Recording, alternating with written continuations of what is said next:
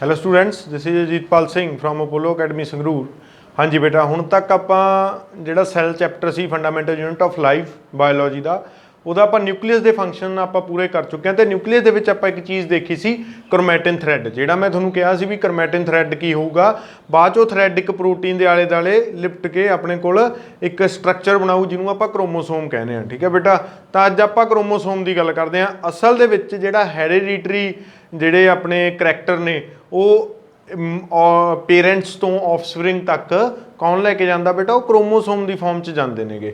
ਕੀ ਹੁੰਦਾ ਹੈ basically reproduction time ਕੀ ਹੁੰਦਾ ਹੈ, ਜਿਹੜਾ ਮੇਲ ਗੈਮੀਟ ਹੁੰਦਾ ਜਿਹਨੂੰ ਸਪਰਮ ਕਹਿੰਦੇ ਨੇ, ਉਹਦੇ ਵਿੱਚ 23 ਕ੍ਰੋਮੋਸੋਮ ਆਪਦੇ ਆਪ ਨੂੰ ਅਰੇਂਜ ਕਰ ਲੈਂਦੇ ਨੇ। ਮਤਲਬ ਜਿਹੜਾ ਤੁਹਾਡਾ ਜੈਨੇਟਿਕ ਮਟੀਰੀਅਲ ਹੈਗਾ ਉਹ ਕ੍ਰੋਮੋਸੋਮ ਦੀ ਫਾਰਮ ਦੇ ਵਿੱਚ ਅਰੇਂਜ ਹੋ ਜਾਂਦਾ। ਇੱਧਰ ਜਿਹੜੀ ਫੀਮੇਲ ਗੈਮੀਟ ਹੁੰਦਾ ਹੈਗਾ, ਓਵਮ ਕਹਿੰਦੇ ਹਾਂ ਜਿਹਨੂੰ ਆਪਾਂ, ਉਹਦੇ ਵਿੱਚ ਵੀ ਜਿਹੜਾ ਫੀਮੇਲ ਸੈੱਲ ਹੁੰਦਾ ਬੇਟਾ, ਉਹਦੇ ਵਿੱਚੋਂ मतलब 23 ਕ੍ਰੋਮੋਸੋਮ ਕੀ ਹੋ ਜਾਂਦੇ ਨੇਗੇ, ਆਪਦੇ ਆਪ ਨੂੰ ਅਰੇਂਜ ਕਰ ਲੈਂਦੇ ਨੇ। ਮਤਲਬ ਕ੍ਰੋਮੈਟਿਨ ਜਿਹੜਾ ਮਟੀਰੀਅਲ ਆ ਉਹ ਥ੍ਰੈਡ ਦੇ ਟਾਈਪ ਨਹੀਂ ਰਹਿੰਦਾ, ਫਿਰ ਉੱਥੇ ਇੱਕ ਸਟਰਕਚਰਲ ਟਾਈਪ 'ਚ ਹੋ ਜਾਂਦਾ। ਉਹਨੂੰ ਆਪਾਂ ਕੀ ਕਹਿ ਦਿੰਦੇ ਹਾਂ, ਕ੍ਰੋਮੋਸੋਮ ਕਹਿ ਦਿੰਦੇ ਹਾਂ।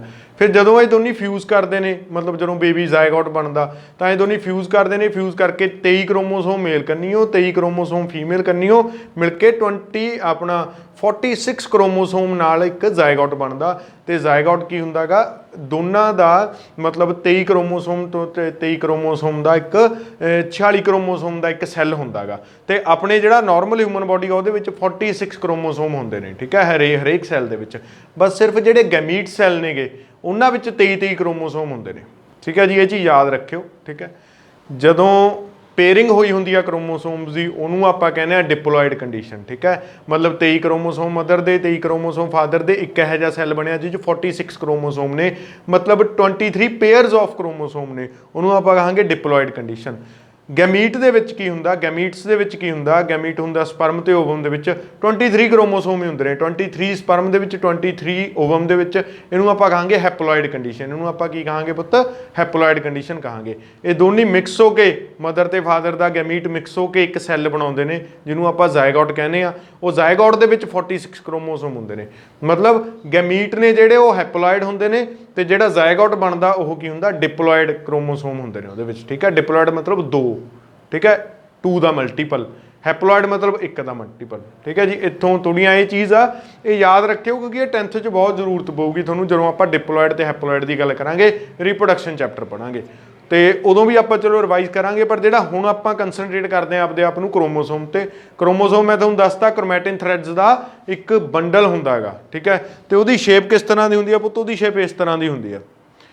ਇਹ ਇੱਕ ਆਈਡੀਅਲ ਕ੍ਰੋਮੋਸੋਮ ਆ ਜਿਹਦੇ ਵਿੱਚ 2 ਆਰਮਸ ਨੇਗੀਆਂ, 4 ਆਰਮਸ ਨੇ ਬੇਟਾ। ਇਹਨਾਂ ਨੂੰ ਆਰਮਸ ਕਹਿੰਦੇ ਨੇ। ਇਹਨਾਂ ਦਾ ਨਾਮ ਆ ਕ੍ਰੋਮੈਟਿਡਸ। ਕੀ ਹੈ ਇਹਦਾ ਨਾਮ, ਕ੍ਰੋਮੈਟਿਡਸ। ਤੇ ਜਿਹੜਾ ਇਹਦੇ ਵਿੱਚ ਜਿਨ੍ਹਾਂ ਤੇ 4 ਆਰਮਸ ਜੁੜੀਆਂ ਹੁੰਦੀਆਂ ਨੇ, ਦੈਟ ਇਜ਼ ਕਾਲਡ ਸੈਂਟਰੋਮੀਅਰ। ਉਹਨੂੰ ਕੀ ਕਹਿੰਦੇ ਆਪਾਂ, ਸੈਂਟਰੋਮੀਅਰ।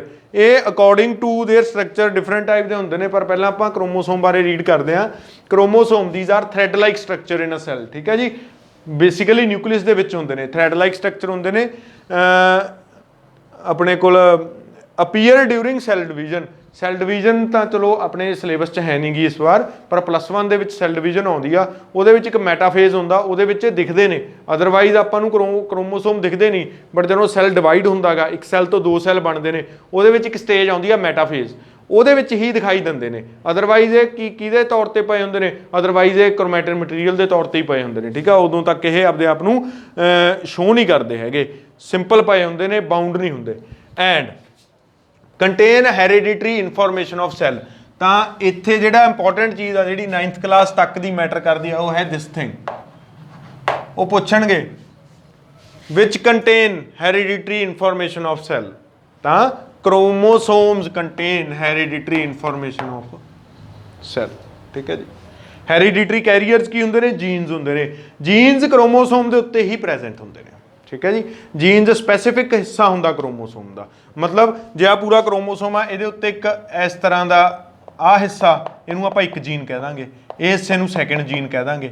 ਠੀਕ ਹੈ, ਇਸ ਤਰ੍ਹਾਂ ਨਾਲ ਇਹ ਹਿੱਸੇ ਨੂੰ ਫਸਟ ਜੀਨ, ਇਹ ਸੈਕਿੰਡ ਜੀਨ, ਇਸ ਤਰ੍ਹਾਂ ਇਹ ਜੀਨਸ ਹੋ ਗਏ। ਠੀਕ ਹੈ, ਮਤਲਬ ਕ੍ਰੋਮੋਸੋਮ ਦਾ ਇੱਕ ਸਪੈਸ਼ਲ ਹਿੱਸਾ ਜਿਹਦੇ ਉੱਤੇ ਸਪੈਸ਼ਲ ਤਰ੍ਹਾਂ ਦੇ DNA ਪ੍ਰੈਜ਼ੈਂਟ ਹੁੰਦੇ ਨੇ, ਜਿਹੜੇ ਕਿਸੇ ਬੋਡੀ ਦੇ ਵਿੱਚ ਕਰੈਕਟਰ ਪੈਦਾ ਕਰਦੇ ਨੇ। Those R called jean. ਤੇ ਜੀਨ ਹੈਰੀਡਿਟਰੀ ਯੂਨਿਟ ਹੁੰਦੀ ਆ ਤੇ ਉਹਨੂੰ ਕੈਰੀ ਕੌਣ ਕਰਦਾ ਪੁੱਤ, ਕ੍ਰੋਮੋਸੋਮ ਕਰਦਾ ਗਾ। ਠੀਕ ਹੈ, ਤਾਂ ਇਹ ਚੀਜ਼ ਦਾ ਖਾਸ ਖਿਆਲ ਰੱਖਣਾਗਾ। ਚਲੋ ਜੀ, ਹੁਣ ਟਾਈਪਸ ਆਫ ਕ੍ਰੋਮੋਸੋਮ ਕਰਦੇ ਆ। ਕ੍ਰੋਮੋਸੋਮ ਬੇਟਾ ਮੈਟਾਸੈਂਟਰਿਕ, ਮੈਟਾ ਦਾ ਮਤਲਬ ਹੁੰਦਾ ਬਿਲਕੁਲ ਵਿਚਕਾਰ, ਤਾਂ ਕਹਿੰਦਾ ਜਿੱਥੇ ਸੈਂਟਰੋਮੀਅਰ ਹੋਵੇ ਜਿਹੜਾ ਉਹ ਬਿਲਕੁਲ ਵਿਚਕਾਰ ਹੋਵੇ ਤੇ ਕ੍ਰੋਮੈਟਿਡਸ ਦੇ ਜਿਹੜੀ ਲੈਂਥ ਹੋਵੇ ਉਹ ਲਗਭਗ ਇਕੁਅਲ ਹੋਵੇ, ਉਹ ਲਗਭਗ ਕੀ ਹੋਵੇ, ਇਕੁਅਲ। ਇਸ ਤਰ੍ਹਾਂ ਦੇ ਕ੍ਰੋਮੋਸੋਮ ਨੂੰ ਕਹਿੰਦੇ ਆਪਾਂ ਮੈਟਾਸੈਂਟਰਿਕ ਕ੍ਰੋਮੋਸੋਮ। ਅੱਗੇ ਆ ਗਿਆ ਪੁੱਤ ਸਬ ਮੈਟਾਸੈਂਟਰਿਕ। ਸਬ ਮਤਲਬ ਹਲਕਾ ਫੁਲਕਾ ਵੇਰੀਏਸ਼ਨ। ਮੈਟਾ ਸੈਂਟਰ ਤੋਂ ਜਦੋਂ ਜਿਹੜਾ ਆਪਣਾ ਸੈਂਟਰੋਮੀਰ ਆ ਉਹ ਥੋੜਾ ਜਿਹਾ ਹਿੱਲ ਜਾਂਦਾ ਆਪਦੇ ਵਿੱਚ ਬਿਲਕੁਲ ਮਿਡਲ ਪੋਜੀਸ਼ਨ ਤੋਂ, ਤਾਂ ਉਹਨੂੰ ਆਪਾਂ ਕਹਿੰਦੇ ਆ ਸਬ ਮੈਟਾਸੈਂਟਰਿਕ। ਉਹ ਇਸ ਤਰ੍ਹਾਂ ਦਾ ਲੱਗੂਗਾ। ਐਕਰੋਸੈਂਟਰਿਕ, ਜਦੋਂ ਸੈਂਟਰੋਮੀਰ ਕਾਫੀ ਜ਼ਿਆਦਾ ਹਿੱਲ ਜਾਂਦਾ ਤੇ ਜਿਹੜੇ ਆਪਣੇ ਉੱਪਰਲੇ ਕ੍ਰੋਮੈਟਿਡਸ ਹੁੰਦੇ ਨੇ ਉਹ ਕੀ ਹੋ ਜਾਂਦੇ ਨੇ, ਮਤਲਬ ਦੋਨਾਂ ਕ੍ਰੋਮੈਟਿਡਸ ਚੋਂ ਇੱਕ ਬਹੁਤ ਛੋਟਾ ਹੋ ਜੂ, ਇੱਕ ਬਹੁਤ ਲੰਬਾ ਹੋ ਜੂ, that is called acrocentric. Other is telocentric chromosome. Telocentric ਦੇ ਵਿੱਚ ਕੀ ਹੁੰਦਾ, ਜਿਹੜੀਆਂ ਇਹ ਦੋ ਲੈਗਸ ਨੇਗੀਆਂ ਇਹਨਾਂ ਦੇ ਬਿਲਕੁਲ ਉੱਪਰ, ਇਹਨਾਂ ਦੇ ਬਿਲਕੁਲ ਉੱਪਰ ਸੈਂਟਰੋਮੀਅਰ ਹੋਊਗਾ। ਠੀਕ ਹੈ, ਤਾਂ ਇੱਕ ਚੀਜ਼ ਆ ਯਾਦ ਰੱਖਿਓ, ਹਿਊਮਨ ਸੈੱਲ ਹੈਵ 46 ਕ੍ਰੋਮੋਸੋਮ। ਇਹ ਮੈਂ ਤੁਹਾਨੂੰ ਪਹਿਲਾਂ ਐਕਸਪਲੇਨ ਕਰ ਚੁੱਕਿਆ। ਹਿਊਮਨ ਸੈੱਲ ਹੈਵ 46 ਕ੍ਰੋਮੋਸੋਮ ਮਤਲਬ 23 ਪੇਅਰਸ। 23 ਪੇਅਰਸ ਨੇ ਪੁੱਤ। ਇਹਦੇ ਵਿੱਚੋਂ 23 ਇੰਡੀਵਿਜੂਅਲ ਮਦਰ ਕੰਨਿਓ ਆਉਣਗੇ। ਠੀਕ ਹੈ, ਤੇ 23 ਔਰ ਕੀ ਤੋਂ ਆਉਣਗੇ, ਫਾਦਰ ਵੱਲੋਂ ਆਉਣਗੇ। ਤਾਂ ਇਹ ਪੇਅਰ ਕਰ ਜਾਣਗੇ, A23 ਨਾਲ ਪੇਅਰ ਕਰ ਜਾਣਗੇ, ਤਾਂ ਟੋਟਲ ਕ੍ਰੋਮੋਸੋਮ ਕਿੰਨੇ ਬਣ ਜਾਣਗੇ ਪੁੱਤ, 46। ਤੇ ਜੇ ਕ੍ਰੋਮੋਸੋਮ ਨਾ 46 ਨਾ ਹੋਣ ਤਾਂ ਕਾਫੀ ਜ਼ਿਆਦਾ ਬਿਮਾਰੀਆਂ ਲੱਗ ਜਾਂਦੀਆਂ ਨੇ। ਠੀਕ ਹੈ, ਜੈਨੇਟਿਕ ਡਿਸਆਰਡਰ ਕਹਿੰਦੇ ਉਹਨਾਂ ਨੂੰ ਆਪਾਂ। ਠੀਕ ਹੈ ਬੇਟਾ, ਉਹ ਬਰਥ ਤੋਂ ਹੀ ਰਿਪਰੋਡਕਟਿਵ ਡਿਸਆਰਡਰ ਵਾਂਗੂ ਹੁੰਦੇ ਨੇ, ਉਹ ਬਰਥ ਤੋਂ ਹੀ ਹੁੰਦੇ ਨੇ ਤੇ ਪੂਰੀ ਲਾਈਫ ਨਹੀਂ ਠੀਕ ਹੁੰਦੇ। ਤੁਸੀਂ ਕਈ ਵਾਰ ਦੇਖਿਆ ਉਹ ਬੱਚੇ ਕਈ ਹੁੰਦੇ ਨੇ ਮਤਲਬ ਡਾਊਨ ਸਿੰਡਰੋਮ, ਇਹਦੀ ਇੱਕ ਬਿਮਾਰੀ ਆ ਬਹੁਤ, ਮਤਲਬ ਡਾਊਨ ਸਿੰਡਰੋਮ ਤੇ ਆਪਣੇ ਕੋਲ ਹੋਰ ਵੀ ਕਾਫੀ ਬਿਮਾਰੀਆਂ ਨੇ ਜਿਹੜੀਆਂ ਨਾ ਇਸ ਤਰ੍ਹਾਂ ਨਾਲ ਸਿਰਫ ਕ੍ਰੋਮੋਸੋਮ ਕਰਕੇ ਹੀ ਆਪਣੇ ਕੋਲ ਆ ਜਾਂਦੀਆਂ ਨੇਗੀਆਂ। ਠੀਕ ਹੈ, ਬੇਬੀ ਦਾ ਮੇਲ ਹੋਣਾ ਜਾਂ ਫੀਮੇਲ ਹੋਣਾ ਉਹ ਵੀ ਕ੍ਰੋਮੋਸੋਮਸ ਤੇ ਡਿਪੈਂਡ ਕਰਦਾ ਹੈਗਾ ਪੁੱਤ। ਤਾਂ ਕ੍ਰੋਮੋਸੋਮ ਇੱਕ ਬਹੁਤ ਹੀ ਜ਼ਿਆਦਾ ਇੰਪੋਰਟੈਂਟ ਥਿੰਗ ਆ ਆਪਣੀ ਹਿਊਮਨ ਬੋਡੀ ਦੇ ਵਿੱਚ ਤੇ ਹਿਊਮਨ ਲਾਈਫ ਦੇ ਵਿੱਚ। ਕ੍ਰੋਮੋਸੋਮ ਬਹੁਤ ਚੀਜ਼ਾਂ ਕੀ ਕਰਦੀ ਆ, ਡਿਸਾਈਡ ਕਰਦੀ ਆ। ਰੰਗ, ਨੱਕ, ਅੱਖ, ਇਹ ਸਾਰਾ ਕੁਛ ਤਾਂ ਬੇਟਾ ਡਿਸਾਈਡ ਕਰਦੀ ਆ। ਨਾਲ ਦੀ ਨਾਲ ਕ੍ਰੋਮੋਸੋਮ ਵੀ ਉਹ ਕਿ ਮੇਲ ਹੋਊਗਾ ਜਾਂ ਫੀਮੇਲ ਹੋਊਗਾ ਇਹ ਡਿਸਾਈਡ ਕਰਦੀ ਆ। ਨਾਲ ਦੀ ਨਾਲ ਇਹ ਡਿਸਾਈਡ ਕਰਦੀ ਆ ਵੀ ਉਹਨੂੰ ਕੋਈ ਜੈਨੇਟਿਕ ਡਿਸਆਰਡਰ ਤਾਂ ਨਹੀਂ ਹੋਣਾ। ਠੀਕ ਹੈ ਜੀ, ਜਿਵੇਂ ਡਾਊਨ ਸਿੰਡਰੋਮ ਹੋ ਗਿਆ, 2-3 ਹੋਰ ਇਸ ਤਰ੍ਹਾਂ ਦੇ ਸਿੰਡਰੋਮ ਹੈ ਜਿਹਨੂੰ ਤੁਸੀਂ +2 ਦੇ ਵਿੱਚ ਪੜ੍ਹੋਗੇ। ਠੀਕ ਹੈ, ਤਾਂ ਇਹ ਚੀਜ਼ਾਂ ਦਾ ਖਿਆਲ ਰੱਖਣਾ ਗਾ, ਇਹ ਚੀਜ਼ਾਂ ਨੂੰ ਮਾਈਂਡ ਦੇ ਵਿੱਚ ਫਰੈਸ਼ ਕਰਕੇ ਰੱਖਣਾ ਗਾ, ਇੱਕ ਨੌਲੇਜ ਦੇ ਤੌਰ ਤੇ ਲੈਣੀਆਂ ਨੇਗੀਆਂ। ਠੀਕ ਹੈ ਬੇਟਾ, ਹੁਣ ਆਪਾਂ ਨੈਕਸਟ ਥਿੰਗ ਕਰਦੇ ਹਾਂ। ਕ੍ਰੋਮੋਸੋਮਸ ਹੋ ਗਏ। ਠੀਕ ਹੈ, ਆਪਣਾ ਨਿਊਕਲੀਅਸ ਹੋ ਚੁੱਕਿਆ ਸੀਗਾ। ਆਪਾਂ ਨੈਕਸਟ ਕਰਦੇ ਹਾਂ, ਬਹੁਤ ਇੰਪੋਰਟੈਂਟ ਥਿੰਗ ਹੈ, ਸਾਈਟੋਪਲਾਜ਼ਮ। ਸੈੱਲ ਦੇ ਵਿੱਚ ਸਾਈਟੋਪਲਾਜ਼ਮ ਹੁੰਦਾ। ਉਹ ਸਾਈਟੋਪਲਾਜ਼ਮ ਕੀ ਆ ਬੇਸਿਕਲੀ? ਸਾਈਟੋਪਲਾਜ਼ਮ ਕੱਲਾ ਇੱਕ ਚੀਜ਼ ਨਹੀਂ ਹੈਗੀ ਪੁੱਤ, ਸਾਈਟੋਪਲਾਜ਼ਮ 3 ਚੀਜ਼ਾਂ ਦਾ ਬਣਿਆ ਹੁੰਦਾ। ਸਾਈਟੋਪਲਾਜ਼ਮ ਕੀ ਹੈ? ਸਾਈਟੋਪਲਾਜ਼ਮ ਫਲੂਇਡ, ਪਲਾਜ਼ਮ ਤੋਂ ਪਤਾ ਲੱਗ ਰਿਹਾ ਇੱਕ ਫਲੂਇਡ ਆ, ਸੈੱਲ ਦਾ ਫਲੂਇਡ ਆ। ਬਟ ਇਹ ਸੈੱਲ ਦਾ ਫਲੂਇਡ ਕੱਲਾ ਫਲੂਇਡ ਨਹੀਂ ਹੁੰਦਾ, ਇਹਦੇ ਵਿੱਚ ਤਿੰਨ ਚੀਜ਼ਾਂ ਹੁੰਦੀਆਂ ਨੇ। ਇੱਕ ਹੁੰਦਾ ਸਾਈਟੋਸੋਲ। ਸੋਲ ਸ਼ਬਦ ਨਾ ਪੁੱਤ, ਸੋਲ ਸ਼ਬਦ ਉਸ ਤਰ੍ਹਾਂ ਦੇ ਫਲੂਇਡ ਲਈ ਯੂਜ਼ ਕੀਤਾ ਜਾਂਦਾ ਜਿਹੜਾ ਥੋੜਾ ਸੋਲਿਡ ਫਲੂਇਡ ਹੋਵੇ, ਜੈਲੀ ਲਾਈਕ, ਜਿਹੜਾ ਹੋਵੇ ਜੈਲੀ ਲਾਈਕ, ਇਹਦੇ ਲਈ ਸੋਲ ਸ਼ਬਦ ਯੂਜ਼ ਕੀਤਾ ਜਾਂਦਾ। ਠੀਕ ਹੈ, ਇਹ ਯਾਦ ਰੱਖਿਓ। ਸੈੱਲ ਦਾ cell related jelly like substance is called cytosol. ਠੀਕ ਹੈ, ਦੂਜਾ ਕੀ ਹੁੰਦਾ ਸਾਈਟੋਪਲਾਜ਼ਮ ਦੇ ਵਿੱਚ? ਸੈੱਲ ਆਰਗੇਨੈਲਿਜ਼ ਹੁੰਦੀਆਂ ਨੇ। ਸੈੱਲ ਆਰਗਾਨੈਲਿਜ਼ ਇਹ ਕਿਹੜੀਆਂ ਨੇ? ਇਹ ਮਾਈਟੋਕੌਂਡਰੀਆ। ਠੀਕ ਹੈ, ਗੋਲਜੀ ਬੋਡੀਜ਼। ਠੀਕ ਹੈ, ਹੋਰ ਕੀ ਹੁੰਦਾ ਬੇਟਾ? ਵੈਸਿਕਲਸ। ਠੀਕ ਹੈ, ER ਐਂਡੋਪਲਾਜ਼ਮਿਕ ਰੈਟੀਕੂਲਮ। ਠੀਕ ਹੈ, ਇਹ ਸਾਰੀਆਂ ER ਨਹੀਂ, ਗੋਲਜੀ ਆਪਰੇਟ, ਲਾਈਜ਼ੋਜ਼ੋਮਸ।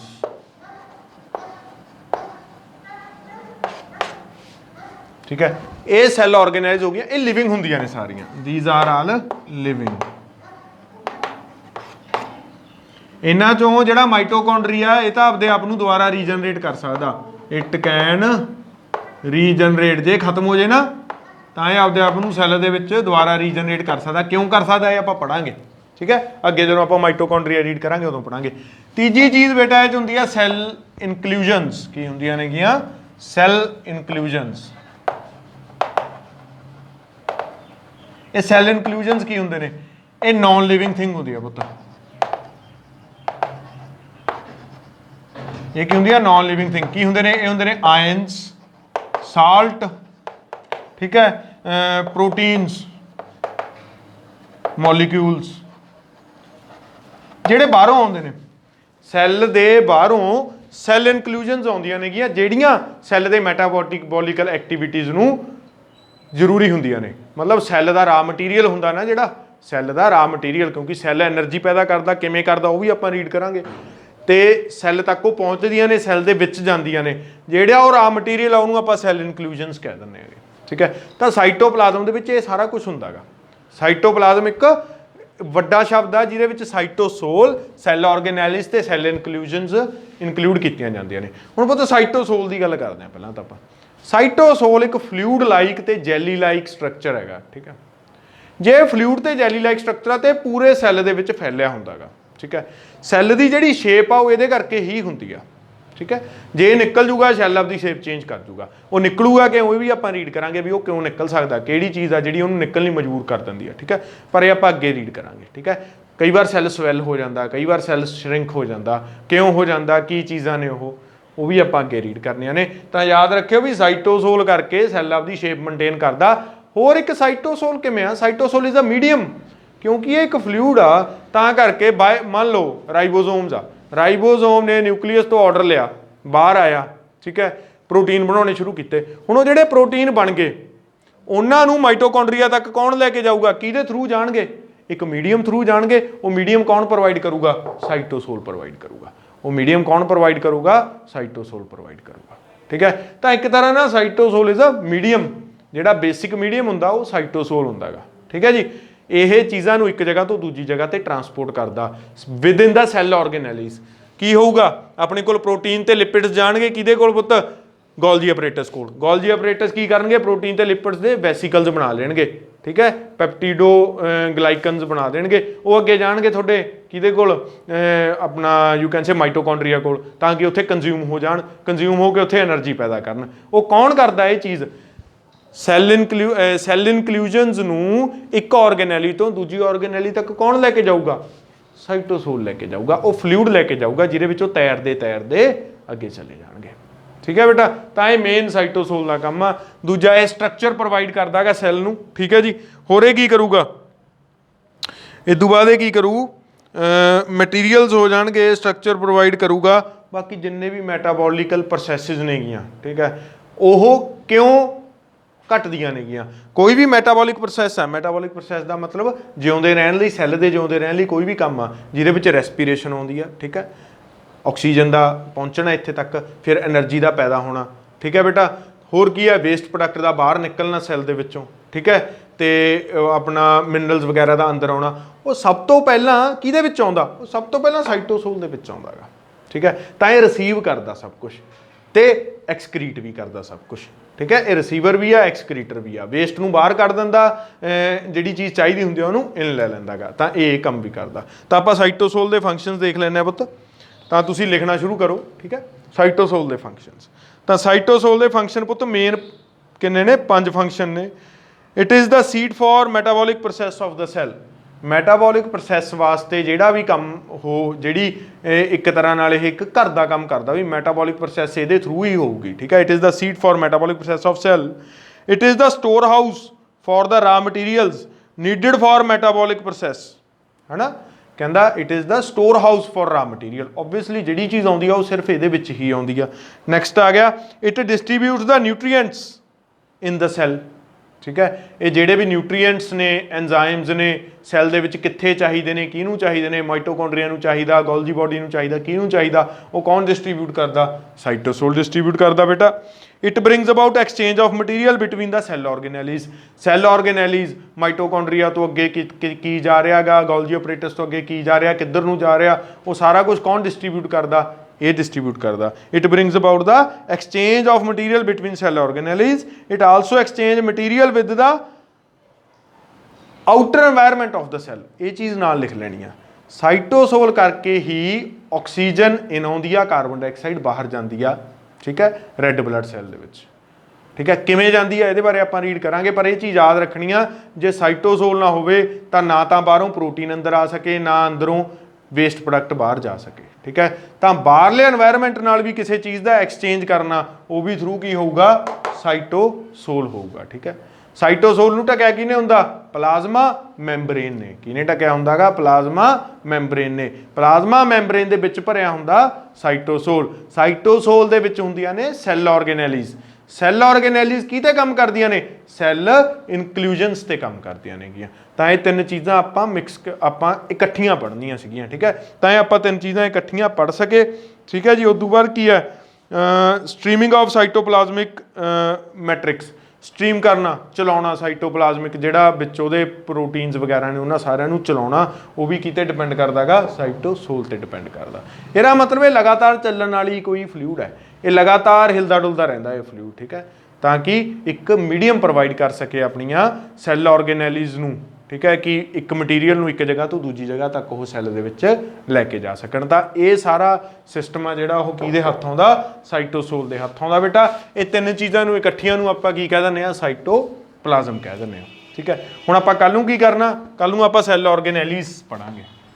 सैल ऑर्गेनेलिज पढ़ांगे, इन्हां दे कल्ले कल्ले दे फंक्शनस पढ़ांगे, स्ट्रक्चर पढ़ांगे ते फंक्शन पढ़ांगे। ठीक है बेटा, तो अज लई इन्ना ही। नोट्स तुहानूं प्रोवाइड हो जाणगे। ये की है, मैं हौली क्यों चल रहा, क्योंकि बेटा ये चैप्टर तुहाडे हरेक चैप्टर का बेस आ। जे तुहानूं सैल नहीं समझ आया, तुहानूं 10th तुहाडी समझ नहीं आउणी, बिल्कुल समझ नहीं आउणी। ठीक है पुत्त, सैल 10th क्लास तां करके सैल नूं बहुत ही डिटेल नाल आपदे माइंड दे विच एक तरह नाल सैल नूं फिक्स कर लेना भी सैल इस तरह दा गा, इहदे आह फंक्शन ने, इहदा इत्थे फंक्शन है, इत्थे ये फंक्शन करदा, इस तरह का हुंदा है। ठीक है, तो आप तां ही मैं एक एक चीज़ नूं बहुत डिटेल च ते ज़्यादा टाइम च करा रहा गा। ठीक है, तो ये चीज़ का खास ख्याल रखना गा। बायोलॉजी की है, बायोलॉजी जिन्नियां गल्लां तुसीं आपदे विच ग्रैस्प कर सकते हो वो बायोलॉजी है। ठीक है, ज़्यादा तो ज़्यादा चीज़ों को ग्रैस्प करने की कोशिश करो ताकि तुहानूं नैक्सट जिहड़े चैप्टर आउणगे जां अगलियां क्लासिस आउणगियां, हायर क्लासिस आउणगियां, उहदे विच दिक्कत का सामना ना करना पवे। ठीक है बेटा, so that's for today, thank you.